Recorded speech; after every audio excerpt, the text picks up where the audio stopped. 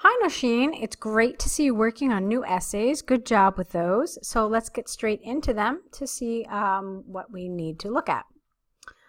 Okay, the three pie charts compare the proportion of money spent on different areas in three councils in the UK, Yorkshire, Derbyshire, and Lancashire in the year 2014. Overall, although the most money was spent on education in Yorkshire and Lancashire, leisure received the biggest share in Derbyshire. Additionally, while Derbyshire spent the least on social services, Yorkshire expenditures, plural, on environment was the least. Really nice. It's clear. I have an idea of what the biggest or the lowest pieces of the pie were in all three, so nicely done. Okay. Approximately 1/3 of Yorkshire and Lancashire expenditures, plural, constituted of education. The thing with the word constituent, it's just not totally natural sounding, okay? I know it's a nice advanced level word, but why don't we change it to something that actually just fits more appropriately? So you could say something like, let's see, approximately 1/3 of Yorkshire and Lancashire expenditure consisted of education. I mean, you could say something like that, or was made up of education, or was taken by education, was occupied by education. So a lot of different options here. The Derbyshire Council would be better here, right here. Spent only 1/4 of its funding with no apostrophe. Look up the difference in either grammar book or online, the difference between its with an apostrophe and without, and you'll see that here you needed no apostrophe. So spent only 1/4 of its funding on this sector. By contrast, the expenditure on leisure in Derbyshire comprised of nearly half of its expenditure, the same problem here with its, making it the biggest area of funding, whereas Yorkshire and Lancashire expenditures, I wanted an S here, counted for around 2/5, also with an S. Regarding environment, while Yorkshire spent the least in this sector at about 1/10, Derbyshire and Lancashire spent almost the same amount at nearly 15%. Derbyshire, on the other hand, spent the least funds on social services at around 2%, but Yorkshire and Lancashire spent considerably more at roughly 15%. Lancashire spent almost the same percentage on environment, social services, and community care at 15% each. Now, this was really easy to read, and that's the mark of a really good task one. If I actually sat and tried to draw the pies, I think I could. So that's really well done on your part, Nausheen. Excellent. The grammar was good. It was clear. Just those little tiny things about like expenditures and about the apostrophe on the its. In those areas, it was really, really good. Okay, so now even though everything was really good, like I said, I could pretty much draw your pie chart here. The one thing that I have to point your attention to, and you're going to be shocked by this, is that I didn't see any mention of the category called Other.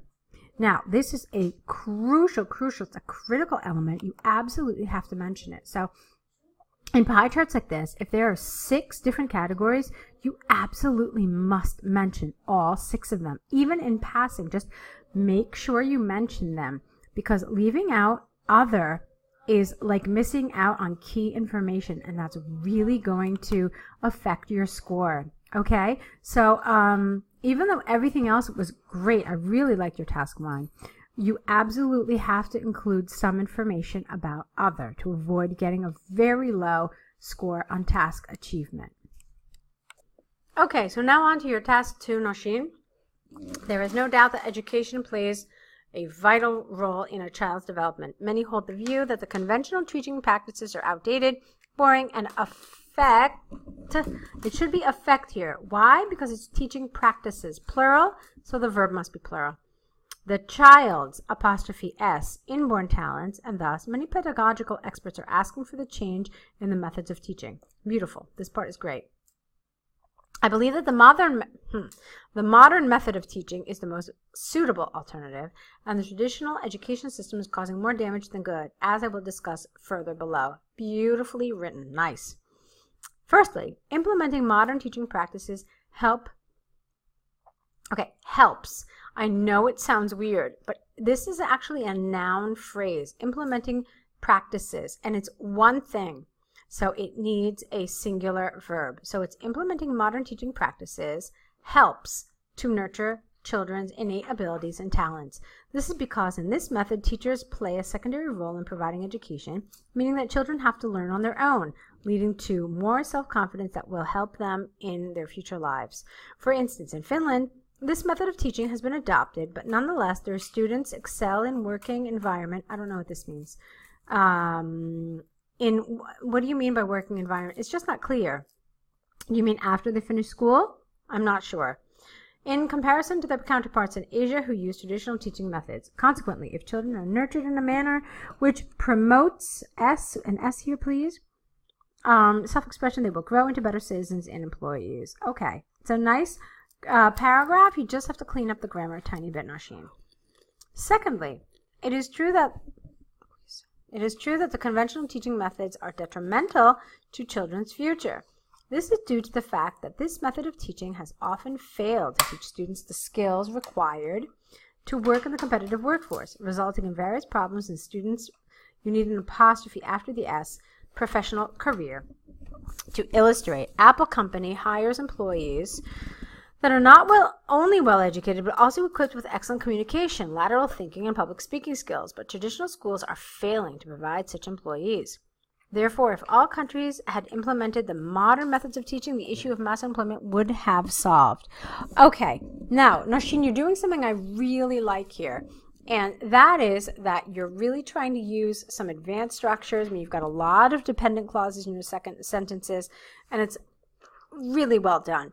However, here you tried to use a conditional, and you tried to use one of the ones which is probably the most complicated for a lot of students. You tried to use the third conditional, which, as you probably know, is trying to show a past hypothetical situation with a past hypothetical result. They're both hypothetical, but something has happened here and it's not quite right. So if all countries had implemented, it's like you're saying only in the past if they had done this, the issue of mass unemployment would have been solved. It needs to be passive voice. However, I'm not even sure this is true because even logically, if you think about it, it's something that occurs in the present as well. So what you could have said instead was, if all countries implemented the modern methods of teaching, the issue of mass unemployment would be solved. So I think that's more appropriate because it has more of a present/future meaning, whereas the way you wrote it, it's clearly just in the past and has no effect on the present. So let's go to your conclusion here. To conclude, the conventional teaching practices are old-fashioned and do not provide us with students that are well equipped with skills needed to compete in the real world. Therefore, such practices should be obsolete, and the modern methods of teaching ought to be implemented to produce productive students. Very nice. Very, very nice. It's really well done. So keep at it. Keep going. I believe you have some more essays to write. So definitely take into consideration some of the suggestions that I made in this video correction. But you're doing really well, so well done, Nausheen.